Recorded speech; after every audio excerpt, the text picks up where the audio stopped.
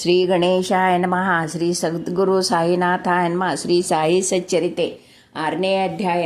ಸದ್ಗುರು ಸಾಯಿಯವರ ಮಹಾತ್ಮೆ. ಮೂಲ ಚಂದನದ ಮೆರವಣಿಗೆ. ಉರುಸ್ ಶ್ರೀ ರಾಮನವಮಿಯಾಗಿ ಪರಿವರ್ತನೆ. ಮಸೀದಿ ದುರಸ್ತಿ. ನಿಜವಾದ ಗುರುವಿನ ಸಹಾಯದಿಂದ ಸಂಸಾರ ಸಾಗರವನ್ನು ಸುಖವಾಗಿ ದಾಟಬಹುದು. ಸದ್ಗುರು ಎಂಬ ಪದವು ಶ್ರೀ ಸಾಯಿಬಾಬಾರವರನ್ನು ಜ್ಞಾಪಕಕ್ಕೆ ತರುತ್ತದೆ. ನನ್ನ ಮುಂದೆ ನಿಂತುಕೊಂಡು ನನ್ನ ಹಣೆಗೆ ಉದಿಯನ್ನು ಹಚ್ಚಿ ನನ್ನನ್ನು ಆಶೀರ್ವದಿಸುತ್ತಿರುವ ಹಾಗೆ ನನಗೆ ಭಾಸವಾಗುತ್ತದೆ. ನನ್ನ ಹೃದಯದಲ್ಲಿ ಸಂತೋಷವು ತುಂಬಿ ನೇತ್ರಗಳ ಮೂಲಕ ಹೊರಹೊಮ್ಮುತ್ತಿರುವ ಹಾಗೆ ತೋರುತ್ತದೆ. ಗುರುವಿನ ಹಸ್ತ ಸ್ಪರ್ಶದಿಂದ ಮಹಾಶಕ್ತಿ ಅಡಗಿದೆ. ಆಶೆ ಆಕಾಂಕ್ಷೆಗಳನ್ನೊಳಗೊಂಡ ಈ ದೇಹವನ್ನು ಯಾವ ಬೆಂಕಿಯಿಂದ ದಹಿಸಲು ಸಾಧ್ಯವಿಲ್ಲವೋ ಅಂತಹ ಈ ಶರೀರವು ಗುರುವಿನ ಹಸ್ತ ಸ್ಪರ್ಶ ಶಕ್ತಿಯಿಂದ ದಹಿಸಲ್ಪಡಬಲ್ಲದು. ಪೂರ್ವ ಜನ್ಮದ ಪಾಪಗಳೆಲ್ಲವೂ ನಾಶವಾಗಬಲ್ಲವು. ಯಾವ ನಾಸ್ತಿಕರು ದೇವರ ಹೆಸರನ್ನು ಕೇಳಿದರೆ ರೋಷವನ್ನು ಕಾರುತ್ತಾರೆಯೋ ಅಂಥವರು ಕೂಡ ಶಾಂತರಾಗಿ ಪರಿವರ್ತನೆಯಾಗಬಲ್ಲರು. ಶ್ರೀ ಸಾಯಿಬಾಬಾರವರ ದಿವ್ಯ ದರ್ಶನದಿಂದ ಸಂತೋಷವು ಉಕ್ಕಿ ನಮ್ಮ ಗಂಟಲು ಗದ್ಗದವಾಗುತ್ತದೆ. ನೇತ್ರಗಳಿಂದ ಆನಂದ ಬಾಷ್ಪ ಉಕ್ಕುತ್ತದೆ. ಅದು ನಮ್ಮಲ್ಲಿ ನಾನೇ ಅವನು ಅಂದರೆ ಬ್ರಹ್ಮ ಎಂಬ ಜ್ಞಾನವನ್ನುಂಟು ಮಾಡುತ್ತದೆ. ನಾನು ನನ್ನದು ಎಂಬುದನ್ನು, ನಾನು ನೀನೆಂಬ ವ್ಯತ್ಯಾಸಗಳನ್ನು ದೂರ ಮಾಡುತ್ತದೆ. ಸ್ವಾನುಭಾವದ ಅರಿವಾಗುತ್ತದೆ. ನಾನು ಮಹಾಕಾವ್ಯಗಳನ್ನು ಓದಲು ಪ್ರಾರಂಭಿಸಿದರೆ ಪ್ರತಿಯೊಂದು ಘಟ್ಟದಲ್ಲಿಯೂ ಸದ್ಗುರುವಿನ ನೆನಪಾಗುತ್ತದೆ. ಶ್ರೀ ಸಾಯಿಬಾಬಾರವರೇ ರಾಮಕೃಷ್ಣರ ಅವತಾರವನ್ನು ತಾಳಿ ತಮ್ಮ ಕಥೆಗಳನ್ನು ಕೇಳುವ ಹಾಗೆ ಮಾಡುತ್ತಾರೆ. ಉದಾಹರಣೆ, ಭಾಗವತವನ್ನು ಶ್ರವಣ ಮಾಡಲು ಕುಳಿತಾಗ ಸಾಯಿಬಾಬಾರವರು ಶ್ರೀಕೃಷ್ಣನಾಗಿ ಭಾಗವತವನ್ನು ಹೇಳುವ ಹಾಗೆ ಭಾಸವಾಗುತ್ತದೆ. ನಾನು ಮಾತನಾಡಲು ಕುಳಿತರೆ ಕೂಡಲೇ ಶ್ರೀ ಸಾಯಿಯ ನೆನಪಾಗಿ ಕೆಲವು ಸೂಕ್ತ ಉದಾಹರಣೆಗಳನ್ನು ಕೊಡಲು ಅವರ ಕಥೆಗಳು ಸ್ಮೃತಿ ಪಥಕ್ಕೆ ಬರುತ್ತವೆ. ನಾನೇನಾದರೂ ಸ್ವತಃ ಬರೆಯಲು ಕುಳಿತರೆ ಕೆಲವು ಪದಗಳು ಮನಸ್ಸಿಗೆ ಬರುವುದೇ ಇಲ್ಲ. ಆದರೆ ಅವರೇ ನನ್ನನ್ನು ಬರೆಯುವ ಹಾಗೆ ಪ್ರೇರೇಪಿಸಿದಾಗ ನನ್ನ ಬರವಣಿಗೆಗೆ ಅಂತ್ಯವೇ ಇರುವುದಿಲ್ಲ. ಭಕ್ತನಲ್ಲಿ ಅಹಂಭಾವ ಮೇಲಕ್ಕೆದ್ದಾಗ ಅವರು ತಮ್ಮ ಸ್ವಹಸ್ತದಿಂದ ಅದನ್ನು ನಾಶ ಮಾಡಿ ತಮ್ಮ ಶಕ್ತಿಯನ್ನು ಅವನಿಗೆ ನೀಡಿ ಅವನ ಗುರಿ ಸಾಧನೆಯಾಗುವಂತೆ ಅವನನ್ನು ತೃಪ್ತಿಗೊಳಿಸಿ ಆಶೀರ್ವದಿಸಿದ್ದಾರೆ. ಯಾರಾದರೂ ಆಗಲಿ ಸಾಯಿ ಮುಂದೆ ಧ್ಯಾನ ಮಾಡುತ್ತಾ ತನ್ನ ತನು ಮನ ಧನಗಳನ್ನು ಅರ್ಪಿಸಿದ್ದಲ್ಲಿ ಅವರ ಜೀವನದ ಮುಖ್ಯ ಗುರಿಗಳಾದ ಧರ್ಮ, ಅರ್ಥ, ಕಾಮ ಮತ್ತು ಮೋಕ್ಷ ಎಲ್ಲವನ್ನೂ ಪಡೆಯುತ್ತಾರೆ. ಕರ್ಮ, ಜ್ಞಾನ, ಯೋಗ ಮತ್ತು ಭಕ್ತಿ ಎಂಬ 4 ದಾರಿಗಳು ನಮ್ಮನ್ನು ದೇವರಿರುವಲ್ಲಿಗೆ ಕೊಂಡೊಯ್ಯುತ್ತವೆ. ಭಕ್ತಿ ಎಂಬ ದಾರಿಯಲ್ಲಿ ಹಳ್ಳ ಕೊಳ್ಳಗಳು ಮತ್ತು ಮುಳ್ಳುಗಳಿರುವುದರಿಂದ ಪ್ರಯಾಣ ಮಾಡುವುದು ಬಹಳ ಕಷ್ಟ. ಆದರೆ ನೀವು ಸದ್ಗುರುವನ್ನು ನಂಬಿದ್ದಾದರೆ ನಿಮ್ಮ ದಾರಿ ಸುಗಮವಾಗುತ್ತದೆ ಮತ್ತು ನೀವು ನಿಯಮಿತವಾಗಿ ಸ್ಥಳವನ್ನು ಸೇರುತ್ತೀರಿ. ಹೀಗೆಂದು ಬಾಬಾರವರು ಹೇಳಿರುತ್ತಾರೆ. ಬ್ರಹ್ಮ, ದೈವ ಶಕ್ತಿ, ಪ್ರಪಂಚ ಸೃಷ್ಟಿ ಎಲ್ಲವೂ ಒಂದೇ ಎಂದು ಹೇಳಿದ ನಂತರ ಗ್ರಂಥಕರ್ತರು ಬಾಬಾರವರು ನನ್ನ ಭಕ್ತರ ಯೋಗಕ್ಷೇಮವೇ ನನ್ನ ಗುರಿ ಎಂದು ಹೇಳಿದ ಕೆಲವು ಉಕ್ತಿಗಳನ್ನು ಉಲ್ಲೇಖಿಸಿರುತ್ತಾರೆ. ನನ್ನ ಭಕ್ತರ ಮನೆಗಳಲ್ಲಿ ಊಟಕ್ಕಾಗಲಿ ಉಡಕ್ಕಾಗಲಿ ಕೊರತೆ ಇರುವುದಿಲ್ಲ. ಯಾರು ನನ್ನನ್ನು ನಿಶ್ಚಲ ಚಿತ್ತದಿಂದ ಪೂಜಿಸುತ್ತಾರೆಯೋ ಅಂಥವರ ಯೋಗಕ್ಷೇಮವನ್ನು ನೋಡಿಕೊಳ್ಳುವುದೇ ನನ್ನ ವಿಶೇಷ ಗುಣ. ಶ್ರೀಕೃಷ್ಣನು ಸಹ ಗೀತೆಯಲ್ಲಿ ಇದನ್ನೇ ಹೇಳಿದ್ದಾನೆ. ಆಹಾರ ಮತ್ತು ಬಟ್ಟೆಗಾಗಿ ಬಹಳ ಕಷ್ಟಪಡಬೇಡಿ. ಇನ್ನೇನಾದರೂ ಬೇಕಾಗಿದ್ದಲ್ಲಿ ಆ ಭಗವಂತನಲ್ಲಿ ಬೇಡಿರಿ. ಅವನ ದಯೆ ಮತ್ತು ಆಶೀರ್ವಾದವು ಲಭಿಸುವಂತೆ ಪ್ರಯತ್ನಿಸಿ. ಪ್ರಾಪಂಚಿಕ ವಿಷಯಗಳಲ್ಲಿ ಆಸಕ್ತಿ ಬೇಡ.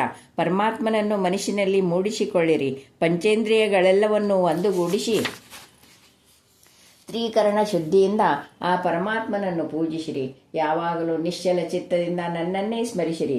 ಸಂಸಾರ ತಾಪತ್ರಯಗಳ ಕಡೆ ಗಮನ ಕೊಡದಿರಿ. ಆಗ ಶಾಂತಿ ಉಂಟಾಗುತ್ತದೆ. ಮನಸ್ಸು ಚಂಚಲತೆ ಎಲ್ಲಿದ್ದರೆ ಶಾಂತಿ ಉಂಟಾಗುವುದಿಲ್ಲ. ಇದನ್ನು ಹೇಳಿ ಮುಂದುವರಿದು ಗ್ರಂಥಕರ್ತರು ಶಿರಡಿಯಲ್ಲಿಯ ಶ್ರೀರಾಮನವಮಿ ಸಮಾರಂಭವನ್ನು ವಿವರಿಸಿದ್ದಾರೆ. ಈ ಸುಂದರ ಶ್ರೀರಾಮನವಮಿ ಉತ್ಸವದ ಪೂರ್ಣ ವಿವರವು ಸಾಯಿಲೀಲಾ ಪುಸ್ತಕದ 1925ನೇ ವರ್ಷದ ಸಂಚಿಕೆಯಲ್ಲಿ ಪ್ರಕಟಿಸಲ್ಪಟ್ಟಿದೆ. ಅದರ ಸಾರಾಂಶವನ್ನು ಇಲ್ಲಿ ಕೊಡಲು ಪ್ರಯತ್ನಿಸಿದ್ದೇನೆ. ಮೂಲ ಅಂದರೆ ಕೋಪರ್ಗಾಂವದ ಸರ್ಕಲ್ ಇನ್ಸ್ಪೆಕ್ಟರ್ ಗೋಪಾಲರಾವ್ ಗುಂಡ ಅವರು ಶ್ರೀ ಸಾಯಿಬಾಬಾರವರ ಭಕ್ತರಾಗಿದ್ದರು. ಅವರಿಗೆ 3 ಪತ್ನಿಯರಿದ್ದರು. ಆದರೂ ಸಂತತಿ ಇರಲಿಲ್ಲ. ಸಾಯಿಬಾಬಾರವರ ಆಶೀರ್ವಾದದ ಫಲದಿಂದ ಅವರಿಗೆ ಪುತ್ರ ಜನನವಾಯಿತು. ಆ ಸಂತೋಷ ಸಮಾರಂಭದಲ್ಲಿ 1892ರಲ್ಲಿ ಶಿರಡಿಯಲ್ಲಿ ಒಂದು ಜಾತ್ರೆ ಅಥವಾ ಉರುಸ್ ನಡೆಸಬೇಕೆಂದು ತೀರ್ಮಾನ ಮಾಡಿ ಸಾಯಿಬಾಬಾರವರ ಭಕ್ತ ಮಂಡಳಿಯ ಮುಂದೆ ವಿಷಯವನ್ನಿಟ್ಟರು. ಮಂಡಳಿಯು ಸಮ್ಮತಿಸಿ ಸಾಯಿಬಾಬಾರವರ ಅಪ್ಪನೆ ಮತ್ತು ಆಶೀರ್ವಾದವನ್ನು ಪಡೆಯಿತು. ನಂತರ ಜಿಲ್ಲಾಧಿಕಾರಿಗಳಿಗೆ ಅರ್ಜಿ ಸಲ್ಲಿಸಿದರು. ಆ ಗ್ರಾಮದ ಪಟೇಲನು ಅದಕ್ಕೊಪ್ಪದೆ ವಿರುದ್ಧವಾಗಿ ಬರೆದಿದ್ದುದರಿಂದ ಜಿಲ್ಲಾಧಿಕಾರಿಯು ಒಪ್ಪಿಗೆ ನೀಡಲಿಲ್ಲ. ಬಾಬಾರವರ ಆಶೀರ್ವಾದದ ಫಲದಿಂದ ಮತ್ತೊಮ್ಮೆ ಪ್ರಯತ್ನಿಸಿ ಜಯಶೀಲರಾದರು. ಉರುಸ್ ಶ್ರೀ ರಾಮನವಮಿ ದಿನ ನಡೆಯಬೇಕೆಂದು ಬಾಬಾರವರ ಸಲಹೆ ಮೇರೆಗೆ ನಿರ್ಧಾರವಾಯಿತು. ಈ ಎರಡೂ ಉತ್ಸವಗಳು ಒಂದೇ ದಿನ ನಡೆಯಬೇಕೆಂಬ ಬಾಬಾರವರ ಸಲಹೆಯನ್ನು ಸೂಕ್ಷ್ಮವಾಗಿ ಪರೀಕ್ಷಿಸಿದರೆ ಹಿಂದೂ ಮತ್ತು ಮಹಮ್ಮದೀಯರ ಐಕ್ಯ ಮತಕ್ಕೋಸ್ಕರವೇ ಈ ರೀತಿ ಬಾಬಾ ಹೇಳಿದಂತೆ ಕಂಡುಬರುವುದು. ಭವಿಷ್ಯದಲ್ಲಿ ಬಾಬಾ ಅವರು ಈ ಧ್ಯೇಯವನ್ನು ಸಾಧಿಸಿದರು. ಅನುಮತಿ ದೊರೆಯಿತು. ಆದರೆ ಕಷ್ಟಗಳು ಉದ್ಭವಿಸಿದವು. ಶಿರಡಿಯಲ್ಲಿ ನೀರಿನ ಅಭಾವವಿತ್ತು. ಅಲ್ಲಿ 2 ಬಾವಿಗಳು ಮಾತ್ರ ಇದ್ದವು. ಒಂದರ ನೀರನ್ನು ಉಪಯೋಗಿಸುವ ಹಾಗಿರಲಿಲ್ಲ.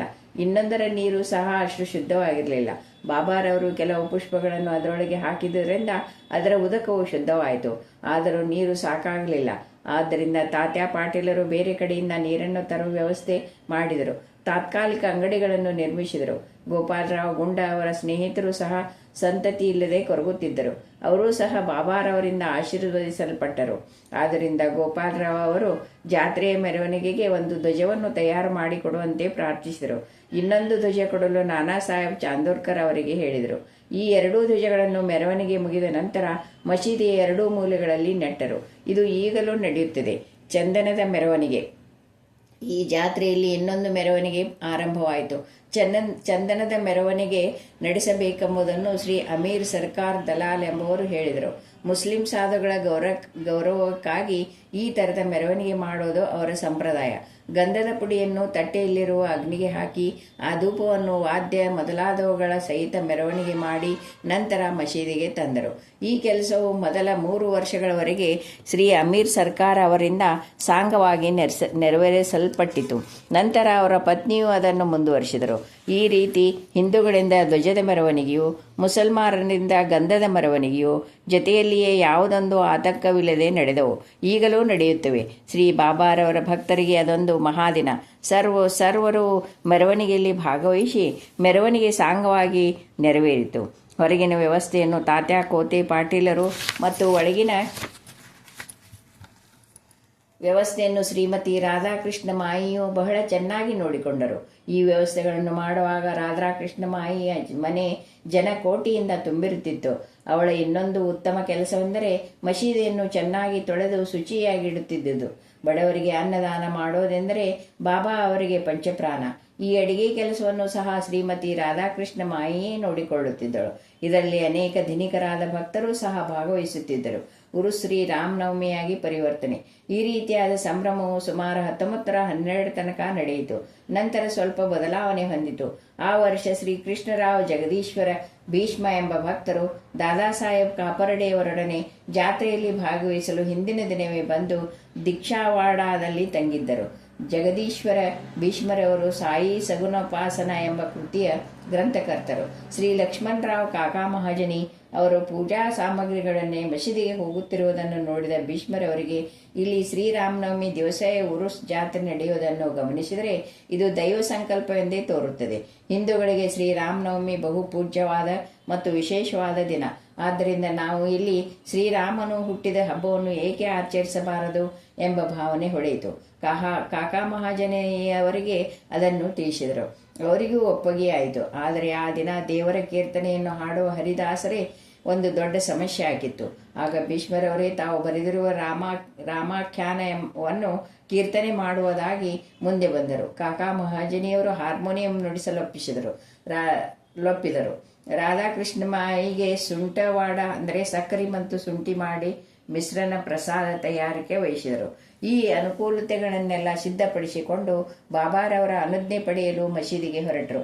ಸರ್ವಜ್ಞರಾದ ಬಾಬಾರವರು ನಿಮ್ಮ ಛತ್ರದಲ್ಲಿ ಏನು ನಡೆಯಿತು ಎಂದು ಕಾಕಾ ಮಹಾಜನಿಯವರನ್ನು ಕೇಳಿದರು. ಕಾಕಾ ಮಹಾಜನಿಯವರು ಉತ್ತರ ಕೊಡಲಾಗದೆ ಮೂಕರಂತೆ ನಿಂತರು. ನಂತರ ಬಾಬಾರವರು ಭೀಷ್ಮರವರನ್ನು ಪ್ರಶ್ನಿಸಿದರು. ಭೀಷ್ಮರವರು ಎಲ್ಲ ವಿಚಾರವನ್ನು ವಿಶದವಾಗಿ ವಿವರಿಸಿದರು. ಅದನ್ನು ಕೇಳಿ ಬಾಬಾರವರು ಒಪ್ಪಿಗೆ ಕೊಟ್ಟರು.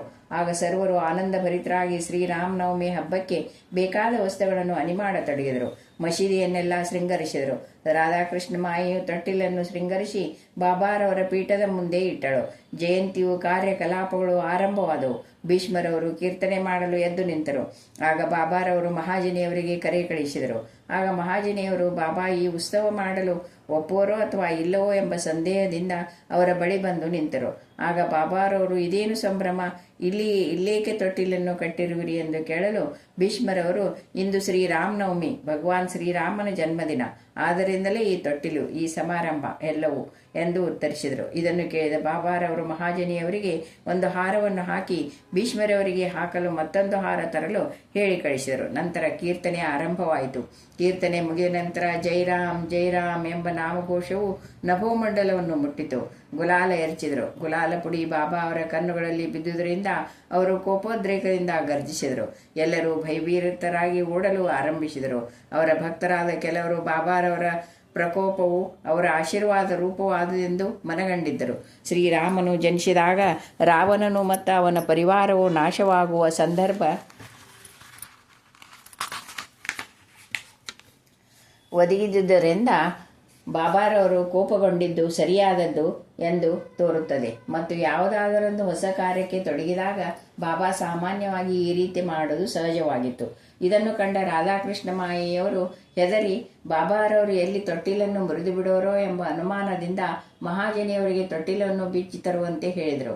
ಅವರು ತೊಟ್ಟಿಲನ್ನು ತರಬೇಕೆಂದು ಹೋದಾಗ ಬಾಬಾರವರು ಅದನ್ನು ತೆಗೆಯಕೂಡದು ಎಂದರು. ಸ್ವಲ್ಪ ಹೊತ್ತಿನ ನಂತರ ಬಾಬಾ ಸಮಾಧಾನ ಚಿತ್ತರಾದರು. ನಂತರ ಪೂಜೆಯ ಕೊನೆಯ ಅಂಗವಾಗಿ ಆರತಿಯಾಗಿ ಪ್ರಸಾದ ವಿನಿಯೋಗವಾಯಿತು. ಆಗ ಮಹಾಜನಿಯವರು, ಈಗ ತೊಟ್ಟಿಲನ್ನು ತೆಗೆದುಕೊಂಡು ಹೋಗಲೇ ಎಂದು ಕೇಳಿದ್ದಕ್ಕೆ ಬಾಬಾರವರು, ಬೇಡ, ಇನ್ನೂ ಹಬ್ಬ ಮುಗಿದಿಲ್ಲ ಎಂದರು. ಮಾರನೇ ದಿನ ಗೋಪಾಲ್ ಕಾಲ ಸಮಾರಂಭ ಮುಗಿದ ನಂತರ ತೊಟ್ಟಿಲನ್ನು ತೆಗೆದುಕೊಂಡು ಹೋಗಲು ಅನುಮತಿ ನೀಡಿದರು. ಈ ರೀತಿ ಶ್ರೀರಾಮನವಮಿ ಸಮಾರಂಭ ಒಂದು ಕಡೆಗೆ, ಧ್ವಜ ಮತ್ತು ಚಂದನದ ಮೆರವಣಿಗೆ ಮತ್ತೊಂದು ಕಡೆಗೆ ಸಾಂಗವಾಗಿ ನೆರವೇರಿದವು. ಅಂದಿನಿಂದ ಉರುಸ್ ಶ್ರೀರಾಮನವಮಿ ಹಬ್ಬವಾಗಿ ಪರಿವರ್ತನೆಯಾಯಿತು. 1913ರಿಂದ ರಾಮನವಮಿ ಸಮಾರಂಭ ವಿಶೇಷವಾಗಿ ನಡೆಯಲು ಆರಂಭವಾಯಿತು. ರಾಧಾಕೃಷ್ಣ ಮಾಯಿಯವರು ನಾಮ ಸಪ್ತಾಹ ಆರಂಭಿಸಿದರು. ಪ್ರತಿಯೊಬ್ಬರೂ ಸಮಾರಂಭದಲ್ಲಿ ಭಾಗವಹಿಸುತ್ತಿದ್ದರು. ಶ್ರೀರಾಮನವಮಿ ದೇಶದ ಎಲ್ಲ ಕಡೆಗೂ ಆಚರಿಸಲ್ಪಡುತ್ತಿದ್ದುದರಿಂದ ಹರಿದಾಸರದೇ ಒಂದು ಸಮಸ್ಯೆಯಾಗಿತ್ತು. ಆದರೆ ಈ ಉತ್ಸವಕ್ಕೆ 5-6 ದಿನಗಳ ಮುಂಚೆ ಶ್ರೀ ಮಹಾಜನಿಯವರು ಆಧುನಿಕ ತುಕಾರಾಮರೆನಿಸಿದ ಬಾಳಾಬುವಾ ಸಾತಾರ್ಕರ್ ಅವರನ್ನು ಅಕಸ್ಮಾತ್ತಾಗಿ ಸಂಧಿಸಿ ಅವರಿಂದ ಹರಿಕತೆ ನಡೆಸಲು ಏರ್ಪಾಡಾಗಿತ್ತು. 1914ರಲ್ಲಿ ಬಾಳಾಬುವಾರವರು ತಮ್ಮ ಸ್ವಂತ ಊರಿನಲ್ಲಿ ಪ್ಲೇಗಿನ ಜಾಡ್ಯವಿದ್ದುದರಿಂದ ಅಲ್ಲಿ ಹರಿಕತೆ ಮಾಡಲಾಗಿದೆ ಶಿರಡಿಗೆ ಬಂದು ಬಾಬಾರವರ ಅನುಜ್ಞೆ ಪಡೆದು ಹರಿಕತೆ ಮಾಡಿದರು. ನಂತರ ಬಾಬಾರವರು ಈ ಹರಿಕತೆಯ ಕೆಲಸವನ್ನು ಶಾಶ್ವತವಾಗಿ ದಾಸಗನೂರವರಿಗೆ ವಹಿಸಿದರು. ಹೀಗೆ 1912ರಿಂದ ಶ್ರೀರಾಮನವಮಿ ಸಮಾರಂಭವು ಪ್ರತಿ ವರ್ಷ ಅಭಿವೃದ್ಧಿ ಹೊಂದಿ ಚೈತ್ರ ಮಾಸದಲ್ಲಿ 8ರಿಂದ 12ರವರೆಗೆ ಶಿರಡಿಯು ಜೇನುಗೂಡಿನಂತೆ ಕಾಣುತ್ತಿತ್ತು. ಅಂಗಡಿಗಳು ಹೆಚ್ಚಿದವು. ಅನೇಕ ಜಟ್ಟಿಗಳು ಕುಸ್ತಿ ಪಂದ್ಯದಲ್ಲಿ ಭಾಗವಹಿಸುತ್ತಿದ್ದರು.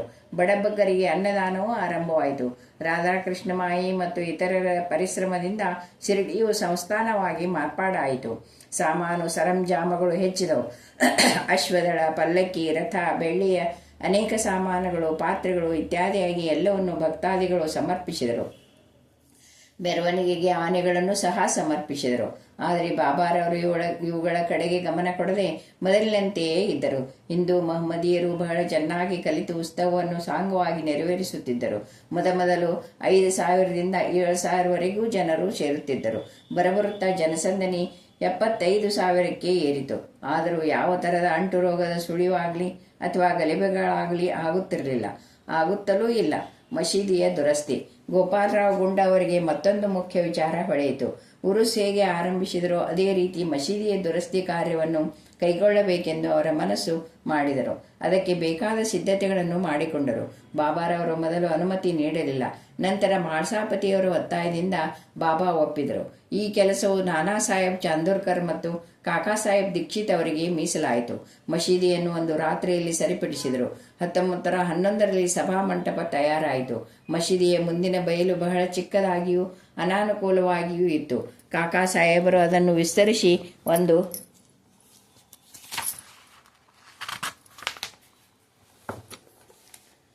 ಒಂದು ಛಾವಣಿ ಹಾಕಬೇಕೆಂದು ನಿರ್ಧರಿಸಿದರು. ಬಹಳ ಕಷ್ಟದಿಂದ ಕಬ್ಬಿಣದ ಕಂಬ ಇತ್ಯಾದಿಗಳನ್ನು ತಂದು ಕಾರ್ಯ ಆರಂಭಿಸಿದರು. ಆದರೆ ಬಾಬಾರವರು ಮಾರನೆಯ ದಿನ ಬಂದು ನೋಡಿ ಎಲ್ಲವನ್ನು ಕಿತ್ತು ಬೀಸಾಕಿದರು.